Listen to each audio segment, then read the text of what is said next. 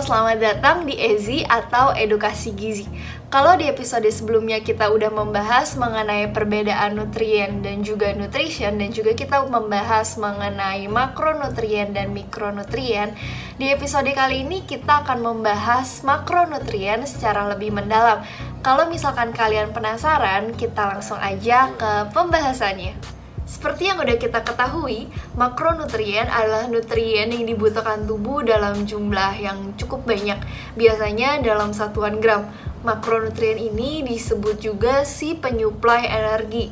Kita tahu bahwa energi ini kita butuhkan untuk kita beraktivitas, untuk pertumbuhan kita, dan juga untuk perbaikan dan perkembangan jaringan baru, serta dia membantu regulasi syaraf dan juga tubuh. Nah, makronutrien ini dibagi menjadi 3, ada karbohidrat, ada protein, dan juga ada lemak. Kita mulai bahas dari karbohidrat dulu ya. Teman-teman pasti udah tahu banget kalau misalkan karbohidrat adalah sumber energi utama yang dibutuhkan oleh tubuh kita. Karbohidrat ini terdiri dari serat, pati, dan juga gula. Dia ini dibutuhkan sekitar 45% sampai 65% dari total kalori kita.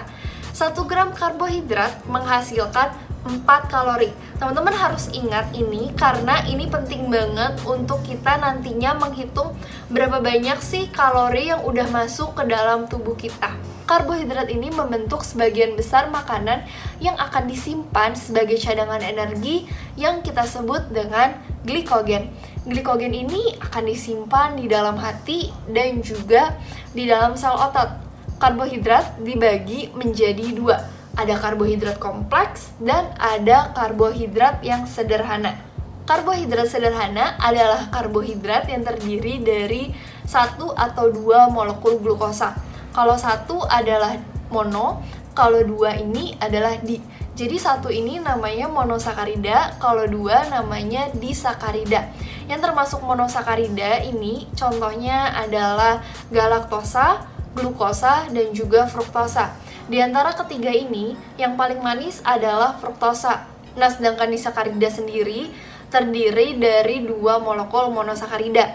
Yang termasuk di dalamnya adalah laktosa. Laktosa ini terdiri dari glukosa dan juga galaktosa.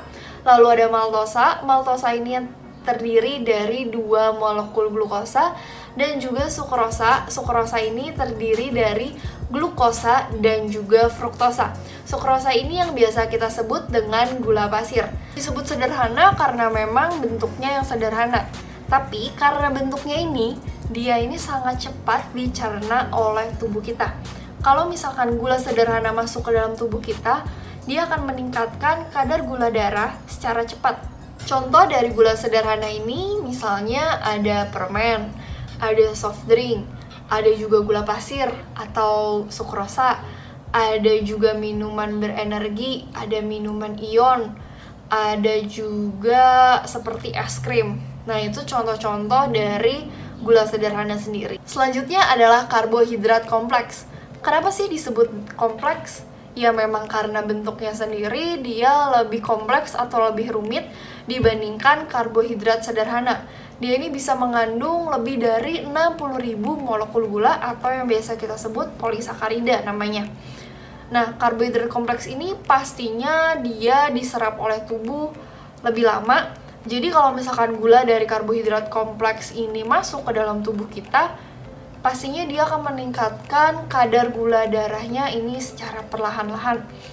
Lalu yang termasuk karbohidrat kompleks ini contohnya adalah roti, pasta, terus ada juga nasi, kentang, jagung, dan juga oatmeal. Selesai bahas karbohidrat, kita lanjut ke lemak. Lemak ini dibutuhkan oleh tubuh sekitar 20-35% dari total kalori. Lemak ini menghasilkan energi paling banyak dari antara karbohidrat dan juga protein. Kalau karbohidrat dan protein dalam 1 gram yang menghasilkan 4 kalori, lemak ini hampir 2 kali lipatnya, yaitu lemak menghasilkan 9 kalori. Kalau tadi kelebihan karbohidrat kita simpan sebagai cadangan energi yang kita sebut dengan glikogen, kelebihan lemak ini juga disimpan dalam bentuk cadangan energi, tapi disebutnya adalah trigliserida. Trigliserida ini akan disimpan di dalam jaringan adiposa dan lemak ini akan digunakan oleh tubuh ketika karbohidrat maupun cadangan karbohidratnya udah habis gitu. Seperti karbohidrat, lemak ini juga dibagi menjadi dua, ada lemak tidak jenuh dan juga ada lemak jenuh. Lemak tidak jenuh ini adalah lemak yang baik. Contohnya adalah olive oil, ada canola oil, ada peanut oil, corn oil, ada juga minyak kedelai, minyak ikan, omega 3 dan juga omega 5. Omega 3 sendiri terdiri dari 3. Ada EPA, ada DHA dan juga ada ALA.